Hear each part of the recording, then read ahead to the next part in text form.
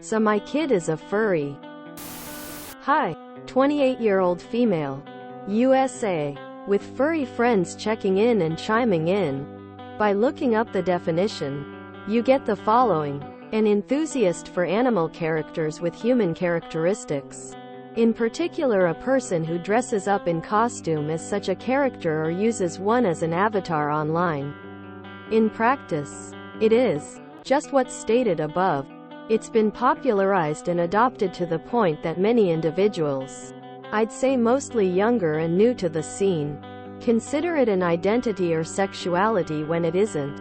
Being a furry is primarily a hobby.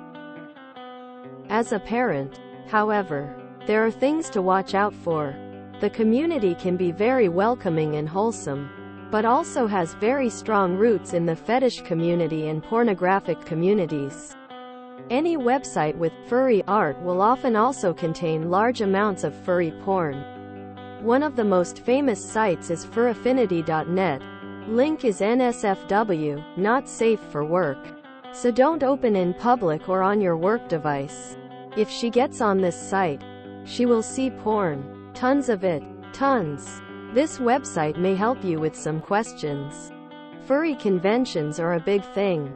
Like how anime and comic conventions happen. They're large gatherings surrounding a shared interest, but often have a history of becoming inappropriate.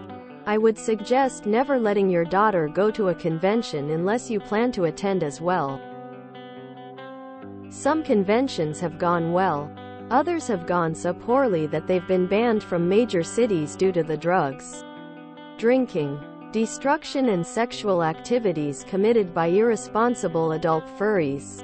I'll also add some keywords that you may want to know. Even if it's kind of TMI. Yiffing to have sex. Any website with yiff in the name is 90% chance of being a porn site. Any user with yiff in the name probably engages in or produces adult content. Vor, a fetish term that's relatively popular in the NSFW part of the fandom. It's a fetish that involves consuming someone or being consumed, usually in one piece and alive.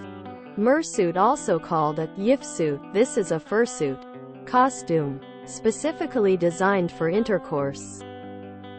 Altogether, I want to stress that the furry community can genuinely be great. They can be creative, wildly accepting, and super supportive. But like all communities, there are those who are toxic and there is going to be age-inappropriate things. Keeping a cautious eye on your daughter as she explores this hobby. Again, it is not a gender identity or sexuality, and I hope she understands that. Is always a good idea. Oh, geez. You've opened one hell of a can of worms here. Furries are anthropomorphized animals. They often involve some kind of alter identity which they call a persona.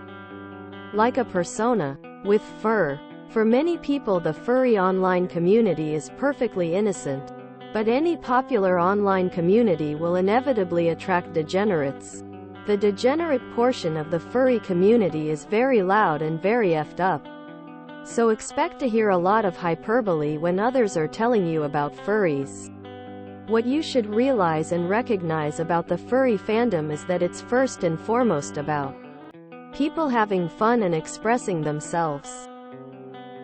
Being a furry might be a part of a person's identity if they choose to make it so. But it's not a defining trait or characteristic.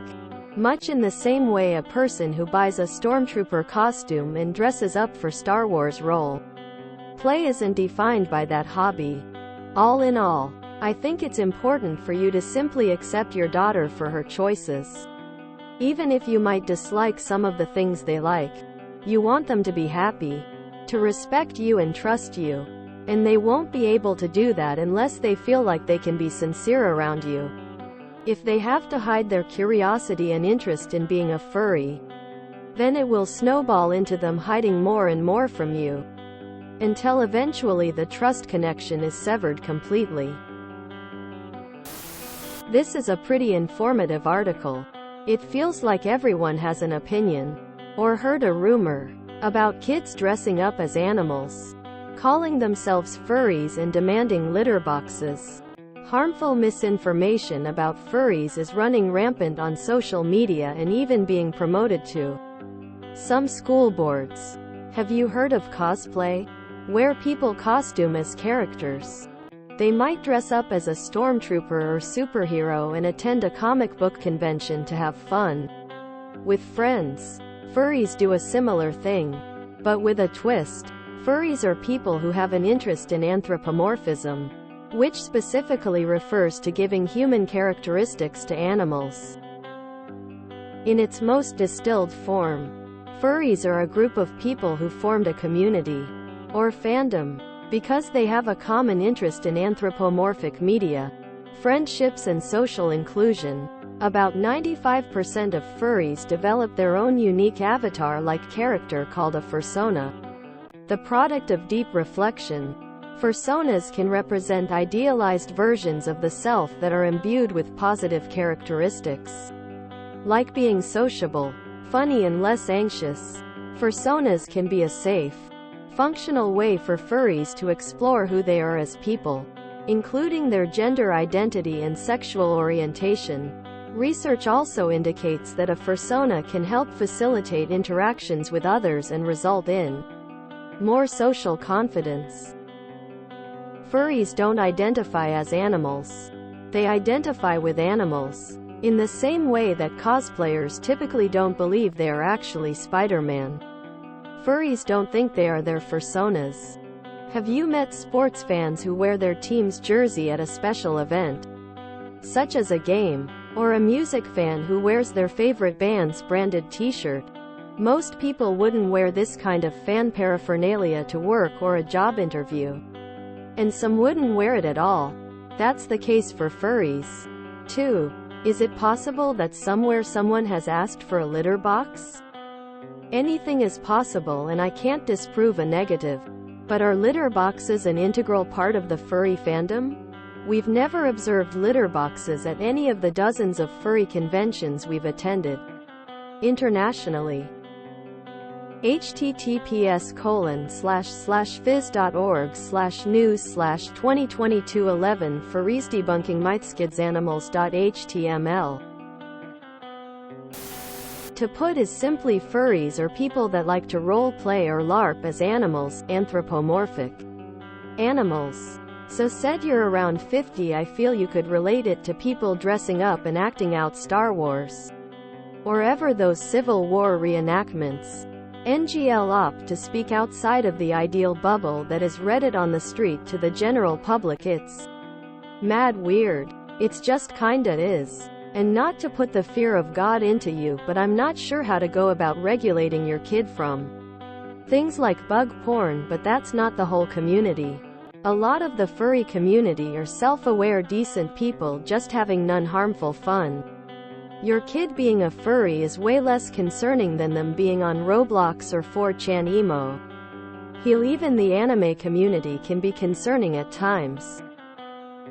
All you have to really do is pay attention to who and what they are interacting with to avoid seriously harmful situations like any good parent.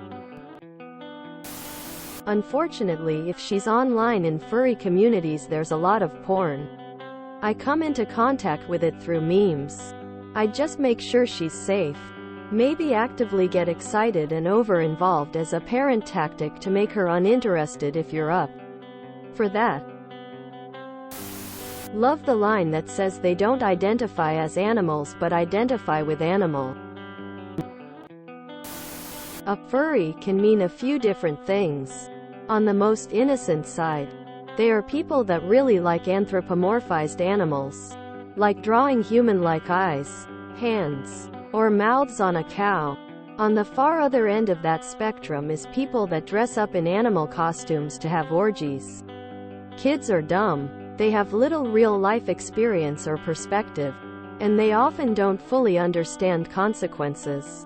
This is why parenting is so important. A parent fills in the dumb gaps for children.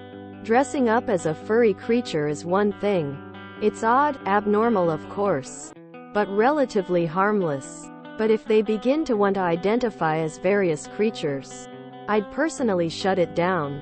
Kids are humans. They are not animals or trees or flowers. You might be interested in the YouTube channel, Moms of Furries.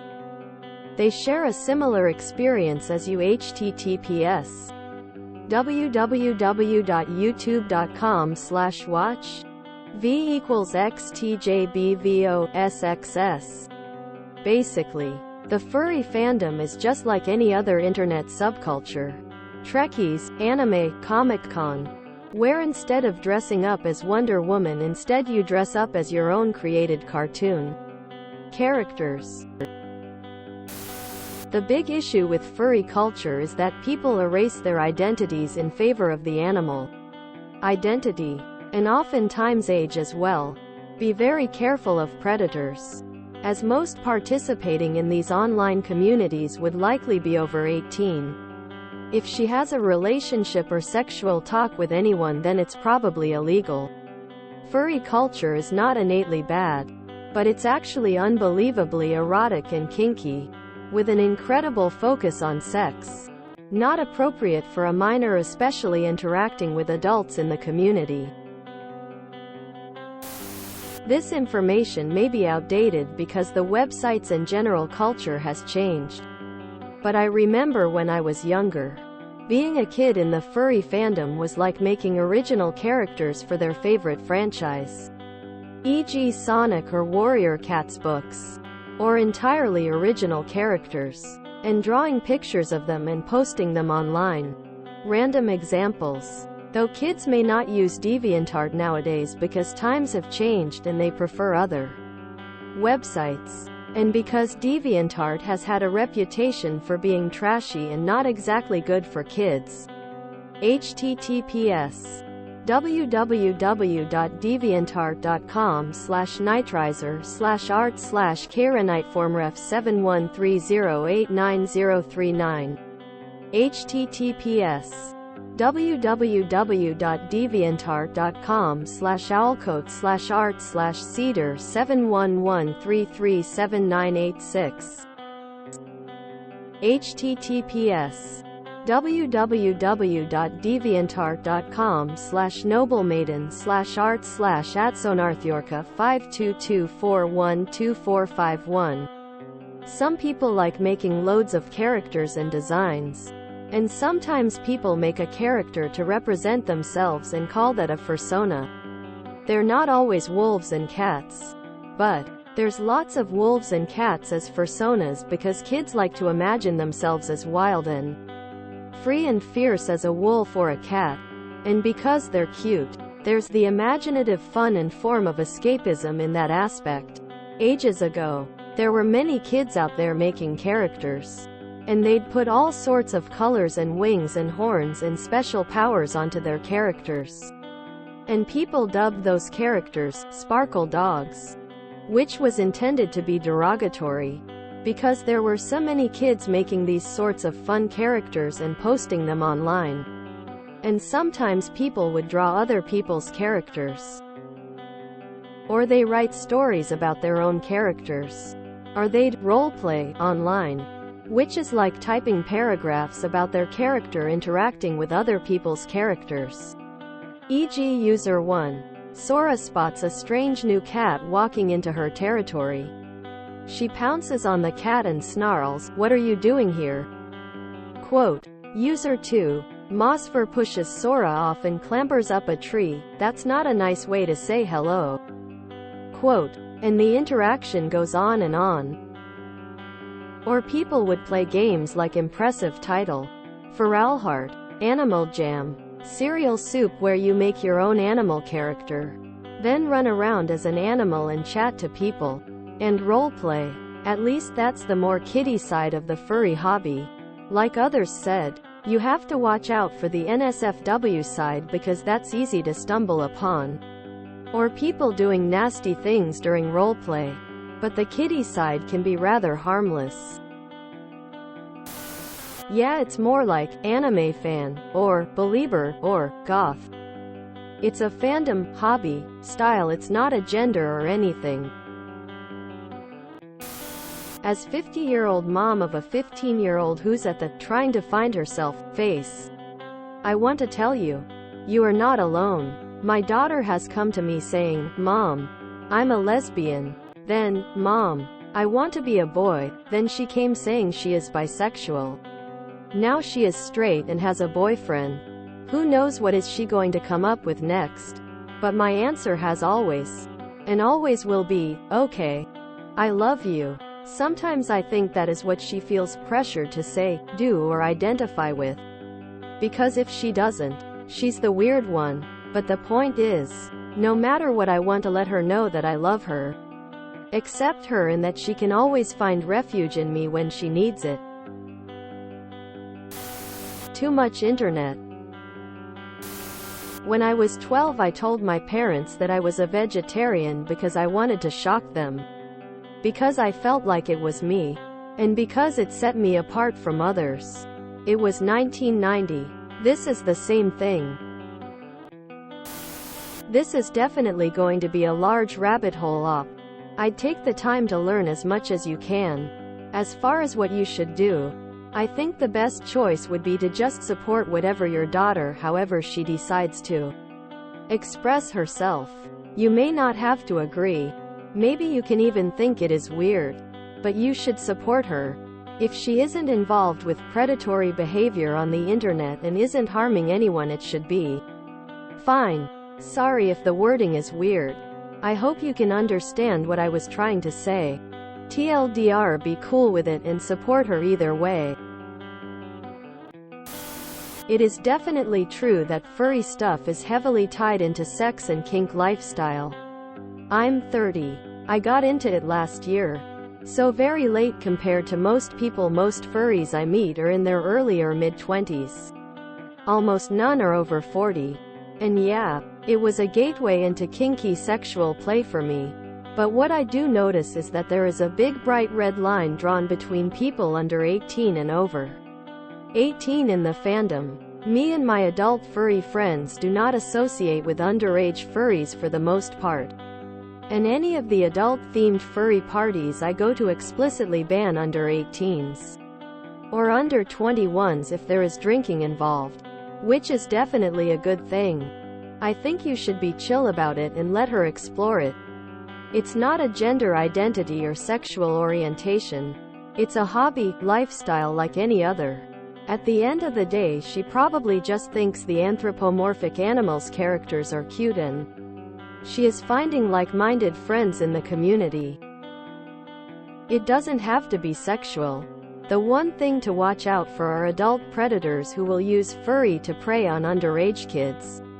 Take all the usual precautions to keep her away from that, furry or not. And yes, there is furry porn. And lots of it. It's ubiquitous. She almost certainly has seen it at some point. It's up to you to decide at what age that stuff is appropriate for her. I don't have much to input here. Except you're being a great parent by asking. My 4 parents all would have kicked me out if I was anything but straight. So good on you for actually caring about your child. I was a be seen when called and never to be heard child. Parents like you give me hope for the future. It's not a sexuality, or a gender, or a full-blown identify. It's a weird internet subculture where people wear animal costumes to conventions and make art of their persona. Honestly, I'd ignore it. 100% a phase. Who knows how long or short-lived it'll be. Just let her do what she wants with that as long as she isn't endangering herself. From what you're describing, she's entering this as a cosplay thing. Not a huge deal. She doesn't want to be an animal or thinks she is one. If you're uncomfortable with it, just try and not engage. This isn't an LGBT thing at all. If she wants to wear a fursuit, she can earn the money to wear one, etc. Just keep an eye out for predatory behavior from older people within that group.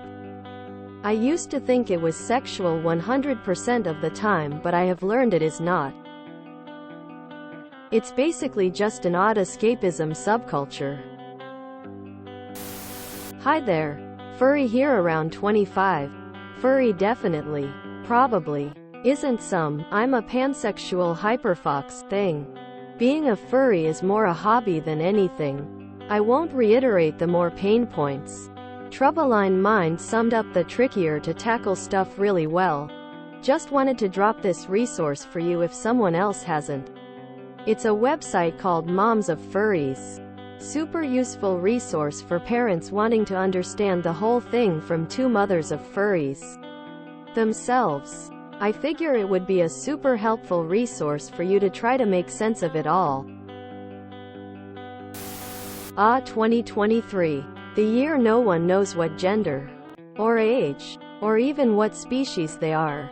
This is the future. If you enjoyed this video, please check out our playlists full of similar content. Epic Ericast is like doom scrolling for your ears. Please like, share, and subscribe.